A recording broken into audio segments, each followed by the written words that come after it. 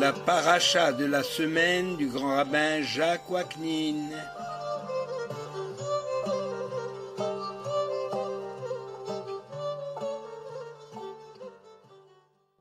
Chers amis, bonjour. La paracha Noach, juifs et non-juifs. La Torah révélée par l'Éternel s'intéresse à la création dans son ensemble. Rien n'est oublié ou ignoré. À côté des lois concernant le peuple juif, il était donc normal d'y trouver dans la Torah également les lois qui régissent tout le reste de l'humanité. Selon le récit de la Torah, la révélation divine au monde s'est faite en 3 étapes. La première s'est adressée à Adam, qui reçut 6 commandements. Les 10 générations de Adam jusqu'à Noach, comme cela est écrit dans les Pirkei Avot, ont été soumises à ces 6 mitzvot. Et après le déluge, une nouvelle ère débute avec Noach, le seul avec sa famille épargné par le cataclysme. La seconde période s'étend donc de Noach à Abraham. Elle est marquée par une seule mitzvah supplémentaire qui était été imposée à Noach concernant l'interdiction de consommer de la chair, c'est-à-dire de la viande arrachée à un animal encore vivant. C'est-à-dire on ne peut pas aller sur le pré et avec un couteau et couper un beefsteak sur la vache qui est vivante. Ce commandement est désigné dans la tradition orale par Ever Minachai. La 3e période débute avec Abraham. Elle connaît son point culminant au mont Sinaï et se poursuit jusqu'à nos jours. Elle est marquée par la plénitude des mitzvot de la Torah, avec les 606 mitzvot supplémentaires pour atteindre le nombre traditionnel de 613 mitzvot, Tariag mitzvot, auxquels les enfants d'Israël sont soumis, alors que les non-juifs ne sont astreints qu'aux 7 premières mitzvot que l'on appelle traditionnellement Sheva mitzvot Bnei Noach. Donc c'est clair, 3 périodes, 6 mitzvot, ensuite la 7e. Bien sûr, les générations, la 2e partie, ont observé les 7 mitzvot. Puis après le Sinaï, il y a eu les 606 qui ont été ajoutées. Certaines sont été même ajoutées avant le mont Sinaï, mais enfin inclus dans la révélation. Cette loi des descendants de Noach, Sheva mitzvot Bnei Noach, ne furent pas données explicitement aux premières générations de l'humanité.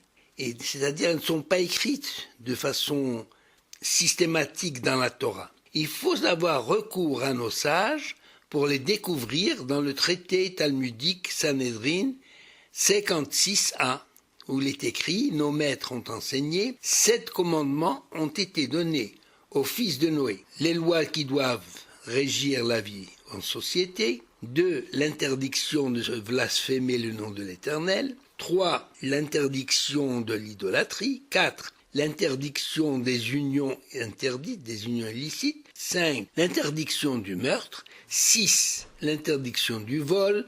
Et enfin, la 7e, l'interdiction de prélever un fragment de chair d'un animal encore vivant.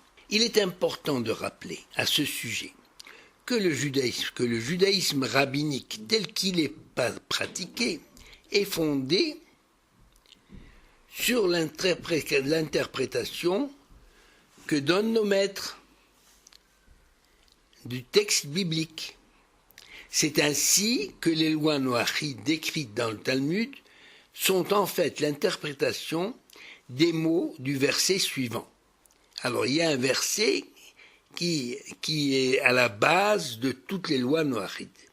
Ce verset se trouve au chapitre 2, au verset 16 donc de la Genèse, de la paracha de Noach, et ce verset dit la chose suivante: Vaïtsav Hashem Elokim ala Adam lemor. Mikol etz hagan achol toch. Donc, la traduction est la suivante: L'Éternel Dieu ordonna à l'homme en disant: De tout arbre du jardin, manger, tu mangeras. On va reprendre la traduction de ce verset et le commentaire va constituer les 7 commandements des enfants de Noé, c'est-à-dire des goïms, en fait, de l'humanité tout entière, les Juifs compris, puisque les Juifs vont avoir 606 en plus, mais les 7 mitzvot concernant les goyim, donc le reste du monde, c'est-à-dire la majorité de l'humanité, il y a 7 mitzvot. Donc, le verset, on va le reprendre, il dit Vaïtsav. Vaïtsav ordonna. L'Éternel, Dieu, a ordonné à l'homme l'obligation d'établir des institutions judiciaires et de faire respecter les décisions des juges. On aurait besoin de cette loi aujourd'hui. L'éducation qui permettra à l'homme d'atteindre le sens moral commence par la limitation de ses désirs et de ses passions. Donc, il est dit la chose suivante, Dieu a donné l'ordre suivant, de tous les arbres du jardin, tu peux manger à loisir, mais de l'arbre de la connaissance, tu n'en mangeras pas. Ça, c'est l'ordre divin. C'est-à-dire qu'il dicte en quelque sorte la maîtrise de soi. La formulation de ce premier commandement divin indique que l'homme est doté d'un libre arbitre, qu'il a le choix entre l'obéissance et la révolte. En dominant ses instincts, il s'élève au-dessus de la condition animale et il mérite le nom d'homme, c'est-à-dire qu'il est maître de sa destinée. Alors le verset dit « Vaïtsav Hachem ». Alors Hachem, c'est l'Éternel. De là découle l'interdiction du blasphème, c'est-à-dire que l'homme, plongé dans un monde dont il ne comprend pas toujours l'orientation et l'évolution, cet homme pourrait avoir un sentiment de révolte, parce qu'il ne comprend pas tout. Eh bien la Torah vient justement rappeler que l'être humain peut vivre avec ces questions, et même s'il n'en découvre pas la réponse, ce n'est pas une raison pour blasphémer. Le psalmiste n'a-t-il pas dit « Hashamaim shamaim lachem ve'aretz natan libli adam » le ciel appartient à l'Éternel et la terre aux enfants de l'homme, c'est-à-dire qu'il est des problèmes, c'est dans le psaume qu'on chante dans le Hallel. Il est des problèmes qui dépassent notre entendement de mortel, il faut l'accepter. Vaïtsav Hachem Elohim. Elohim, c'est Dieu. C'était l'interdiction de l'idolâtrie. Comment on sait cela? Parce que c'est mis en parallèle avec le texte du Décalogue Lo yeh lecha Elohim acherim. Tu n'auras pas d'autre Dieu devant ma face. Les fanaï. C'est-à-dire que l'idolâtrie, il faut l'écarter, mais d'abord c'est un mensonge. Ensuite, Vaïtsav Elohim, Hachem Elohim al ha'adam, c'est-à-dire il a donné l'ordre à l'homme, c'est l'interdiction de commettre un meurtre, même celui d'un embryon dans le sein de sa mère.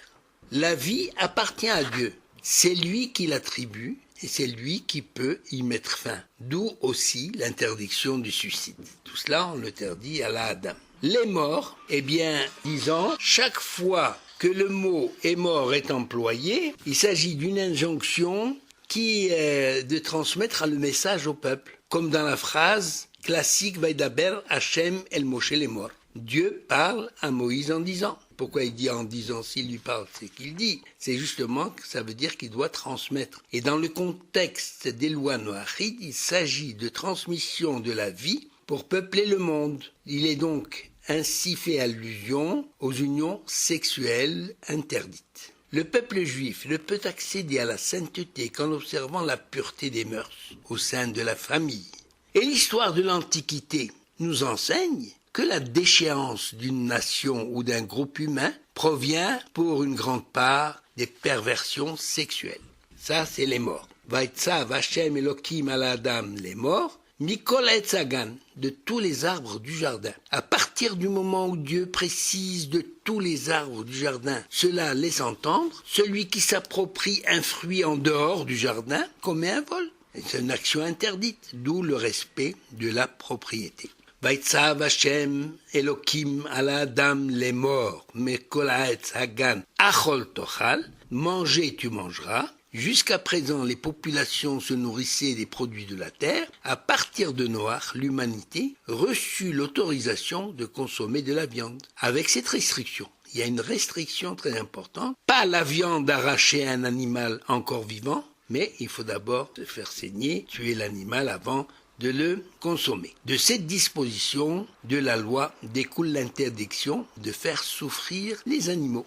voyez que les discussions et les interprétations talmudiques sont très élaborées et font appel à toutes les disciplines physiques, spirituelles, à toute la science, avant d'être consignées en de brèves expressions. Il n'est pas aisé en quelques mots de définir la relation profonde et lumineuse qui existe entre les mots du texte et leur interprétation. Mais la question que l'on pourrait se poser serait plutôt le choix de ces 7 mitzvot de base de la civilisation préconisée par la Torah. En effet, si nous regardons de près ces 7 mitzvot, eh bien elles englobent tous les domaines nécessaires à la vie de l'humanité. Il faut les développer bien entendu, mais tout en découle. Lors de la révélation sur le mont Sinaï, ces mitzvot ont été rappelées parce qu'elles font partie des 613. Mais Hachem a ajouté 606 mitzvot qui ont été révélés au seul peuple d'Israël, et ces mitzvot ne concernent que les rites des sacrifices et des fêtes, ou bien des règles de pureté et de sainteté qui sont réservées au peuple de prêtres et à la nation sainte, Mamlechet Kohanim Vegoy Kadosh, qui sont justement, nous sommes les gardiens de la foi. Il ne faut pas avoir honte de le dire et de le proclamer. L'humanité l'a reconnu à un moment, maintenant tout change. Quiconque parmi les gentils, c'est-à-dire les non-juifs, accomplit les 7 commandements pour obéir à l'ordre de Dieu, fait partie des justes parmi les nations et a sa part au monde futur. C'est ce que dit le Rambam. La conversion au judaïsme demeure donc un choix personnel dont Ruth la Moabite est le symbole. C'est-à-dire que le judaïsme n'est pas obligé, ne fait pas de prosélytisme. On n'est pas obligé de convertir le monde. D'ailleurs, on fait plutôt des difficultés. Ruth a reçu un nom prémonitoire parce qu'il a pour valeur numérique 606. Resh, c'est 200. Vav, c'est 6 et Tav, c'est 400. Donc Ruth, c'est 606. Et ça représente les lois juives auxquelles elle a adhéré, parce qu'elle avait déjà les 7 lois noachites qu'elle observait, donc ça fait le nombre 613 mitzvot, et c'est en observant les 613 mitzvot que l'on devient un juif. À la fin de la paracha, notre paracha, la Torah nous parle de Ashur.